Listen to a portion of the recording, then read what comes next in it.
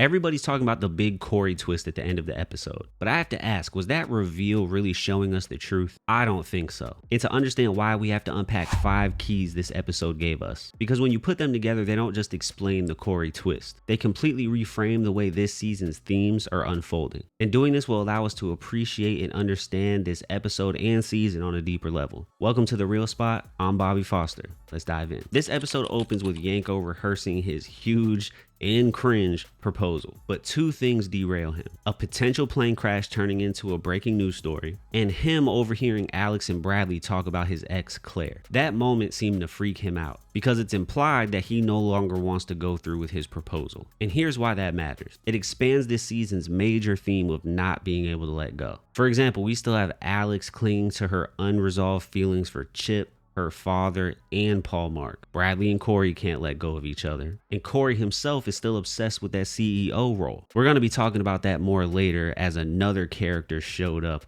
to fight for that CEO seat of UBN. But here's the thing, we've all felt this way, right? We all have things in our past that we hold on to. The problem is, a lot of the time when we don't learn to let go, it can get in the way of us embracing something new. We'll see if that's the case for these characters as the season progresses. But Yanko's hesitation isn't just about Claire. It's about the way every character in this show is haunted by their past. And the character that hits hardest is Alex. This season has hammered home how little support Alex actually had. The UBN execs did not believe her about the deepfake. Her dad outright dislikes her. She even publicly had to apologize to an advertiser, even though she did nothing wrong. And honestly, I think Celine was behind the deepfake, even though they said it was someone else. It's just a theory, but it's clear that Celine is not on the Alex train. Celine is in the fight for power, and Alex is in the way of that. Because above all else, Alex is a journalist, and Celine seems to want to move away from hard news into entertainment. And it's all just for ratings. That's why she wants to get the Olympics so bad. With all that being said, that's why that small moment with Paul Marks felt so unique and why it mattered so much. Because he did Alex a favor, no strings attached, and that's one of the only times we've seen someone do something nice for her this season. I have a feeling that Alex is going to go through a lot of this season alone. It doesn't seem like she has many allies, not even Bradley. We see this episode that yes, Alex wants to change UBN for the better, but that's at odds with what Bradley wants to do, which is to expose UBA for a story that they were trying to bury. I'm assuming by the end of the season, we'll see which way Alex wants to go, towards truth and justice or towards trying to save UBN. And we all know how hard a choice like that can be when we have a vision for something but also want to remain ethical. And sometimes we're forced to make a hard decision. Sometimes we have to sacrifice a dream in order to do the right thing and save our soul. Is that what Alex is going to have to face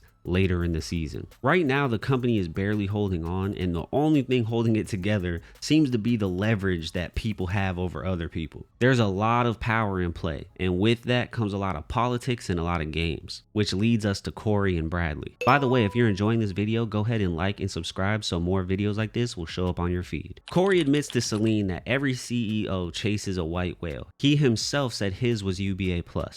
Every CEO chases their white whale. Stellan's got AI, I had UBA+.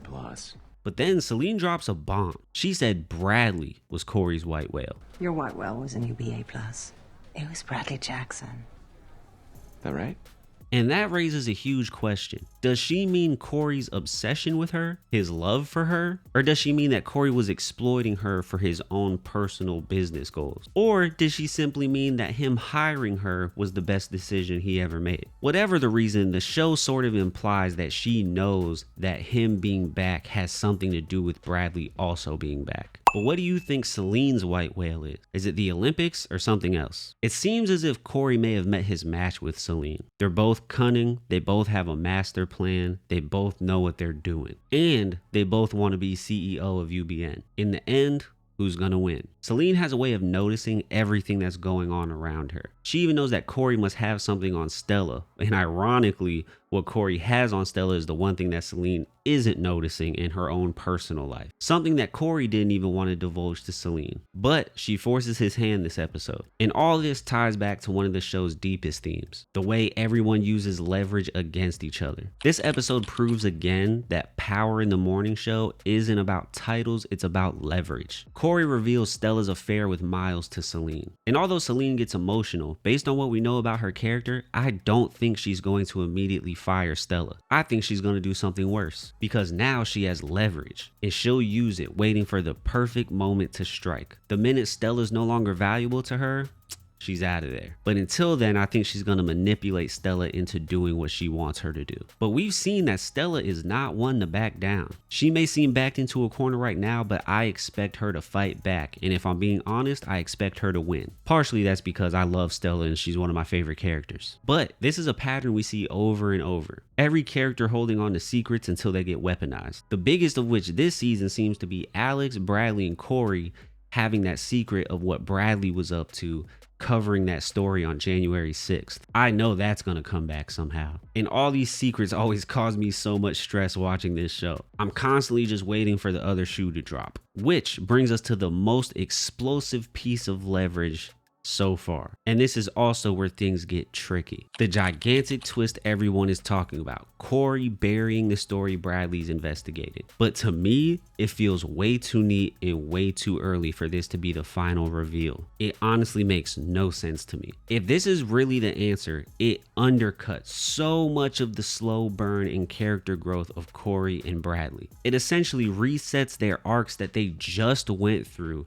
and has them rerun their old dynamics instead of letting them grow. Some fans have been waiting for this moment of Corey and Bradley getting together for years, and then they're gonna ruin that arc in literally 1 week. I don't buy it, and that's why I'm calling BS on this. To me, this has to be a setup and not a payoff. And here's what I think will happen. Bradley's gonna confront Corey. He's gonna say it's not him and he's gonna be telling the truth.